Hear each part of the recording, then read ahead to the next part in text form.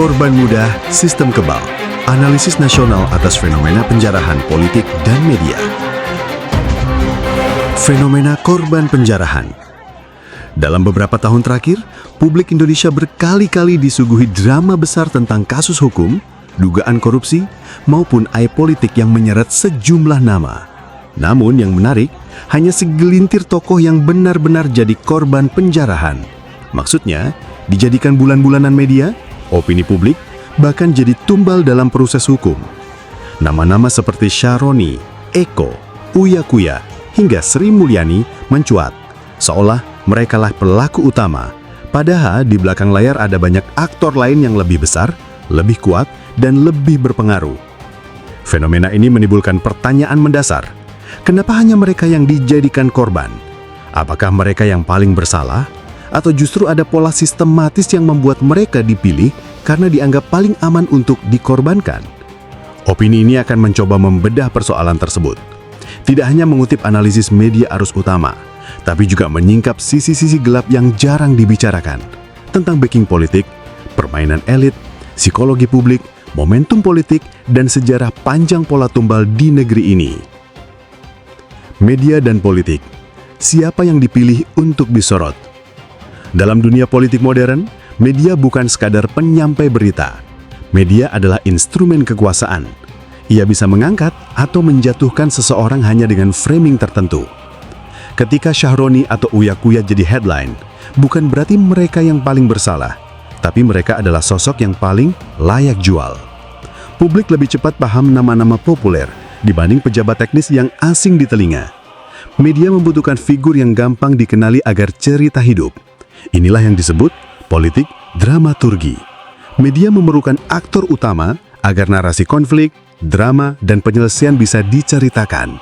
Maka, yang dipilih biasanya figur dengan nama populer, gampang digoreng untuk konsumsi publik, tidak terlalu punya kuasa untuk melawan balik media besar. Sementara tokoh-tokoh besar dengan backing kuat sering hanya muncul sepintas, tanpa digoreng habis-habisan. Karena media pun punya sensor internal. Ada pintu yang tidak boleh diketuk terlalu keras. Ada raja yang tak bisa disentuh. Faktor backing politik dan ekonomi. Kekuatan politik di Indonesia sering diibaratkan seperti lingkaran besar dengan beberapa lapisan. 1. Lingkaran inti, elit partai, pengusaha kelas kakap, figur militer. 2. Lingkaran tengah, menteri, komisaris BUMN, anggota DPR yang dekat dengan pusat kuasa. 3. Lingkaran luar, pejabat teknis, selebritis, influencer, pengusaha menengah. Mereka yang jatuh jadi korban biasanya berasal dari lingkaran luar karena tidak cukup kuat untuk mendapat perlindungan, tapi cukup dikenal publik untuk dijadikan tumbal. Backing politik bukan sekadar siapa yang jadi pelindung, tapi juga siapa yang sedang butuh kamu. Jika seorang pejabat tidak lagi dianggap strategis, ia bisa dengan mudah dilepas. Backing adalah asuransi politik. Selagi premi dibayar, perlindungan ada. Begitu premi hangus, polis hangus, dan korban siap dimangsa. Kambing hitam dalam sistem kekuasaan. Fenomena tumbal atau kambing hitam bukan barang baru. Dalam politik selalu ada kebutuhan untuk menunjukkan bahwa sistem berfungsi. Caranya, menyeret 1-2 nama untuk dijadikan contoh, agar publik percaya hukum bekerja. Contoh nyata bisa kita lihat di era Orde Baru. Ketika ada kasus besar, biasanya hanya segelintir orang yang dikorbankan, sementara jaringan besar tetap utuh. Pola itu berulang di era reformasi. Kenapa? Karena sistem butuh legitimasi. Jika semua pelaku ditangkap, stabilitas politik bisa hancur.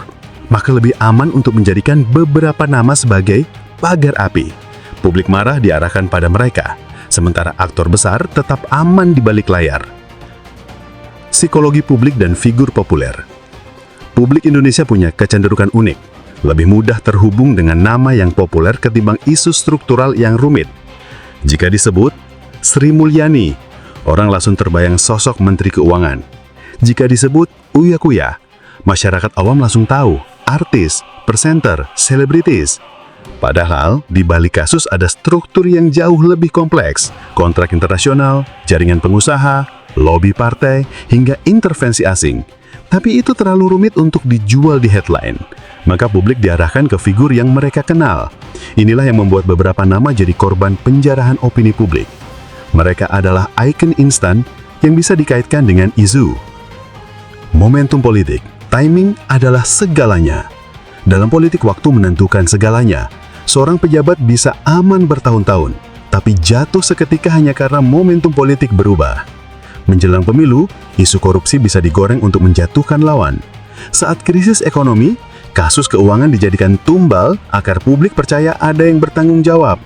Di masa pergantian kekuasaan, tokoh yang dekat dengan rejim lama bisa dikorbankan untuk memberi citra bersih bagi rejim baru. Jadi bukan kebetulan jika nama-nama tertentu mencuat pada saat tertentu. Itu adalah kalkulasi politik. Kesalahan main ketika jejak salah tak terhapus. Selain faktor eksternal, ada juga faktor internal, kesalahan main. Beberapa tokoh jatuh bukan semata karena diserang, tapi juga karena mereka sendiri salah langkah. Misalnya, terlalu percaya diri sehingga melanggar batas yang tak tertulis, main di wilayah yang dianggap jatah kelompok lain, menolak kompromi dengan elit besar. Dalam politik, ada aturan tak tertulis yang lebih keras daripada hukum negara. Sekali melanggar, backing bisa hilang. Dan saat itulah seseorang dibiarkan jatuh sendirian. Analisis pola sejarah. Dari Orde Baru sampai Reformasi. Kalau kita tarik ke belakang, pola tumbal sudah lama jadi bagian dari politik Indonesia. Era Orde Lama, banyak pejabat dijadikan kambing hitam untuk menjaga citra Bung Karno, meski jaringan besar tetap utuh. Era Orde Baru, Soeharto rutin mengorbankan menteri atau jenderal tertentu untuk menjaga stabilitas dan kepercayaan publik. Era reformasi, meski demokrasi lebih terbuka, pola tumbal tetap ada. Bedanya, sekarang media dan buzzer ikut menentukan siapa yang jadi korban. Jadi, Syahroni, Eko, Uya Kuya, dan Sri Mulyani hanyalah bagian terbaru dari tradisi panjang politik tumbal di Indonesia. Faktor geopolitik dan ekonomi global. Tak bisa dilupakan, banyak isu besar di Indonesia berkaitan dengan kepentingan global. Sektor keuangan dan perpajakan yang menyeret nama Sri Mulyani sering terkait dengan tekanan internasional, IMF, Bank World, atau lembaga rating global. Isu artis atau figur populer sering dijadikan pengalih isu dari masalah serius, utang negara, konflik internasional, atau krisis ekonomi. Dengan kata lain, ada kemungkinan korban-korban ini bukan hanya dipilih karena lemah backing, tapi juga karena dibutuhkan sebagai pengalih isu global. Refleksi, apa yang bisa dipelajari bangsa ini? Fenomena ini menyedihkan tapi membuka mata. Hukum dan politik di Indonesia sering bekerja bukan untuk keadilan, tapi untuk stabilitas dan kepentingan elit. Kita bisa belajar bahwa 1. Jangan mudah terkecoh headline media. 2. Kasus besar hampir selalu punya aktor lebih besar di balik layar. 3. Figur populer sering dijadikan tumbal karena lebih gampang dijual ke publik. 4. Tanpa pembenahan sistemik, pola ini akan terus berulang. Penutup, korban mudah, sistem kebal.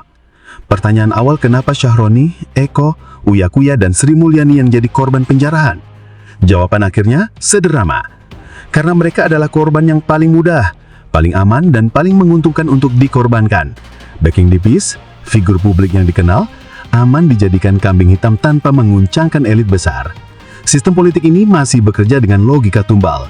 Bukan siapa yang paling bersalah yang dihukum, tapi siapa yang paling aman untuk dikorbankan. Selama logika ini terus berulang, bangsa ini akan selalu punya korban baru, sementara sistem yang kebal tetap berdiri kokoh.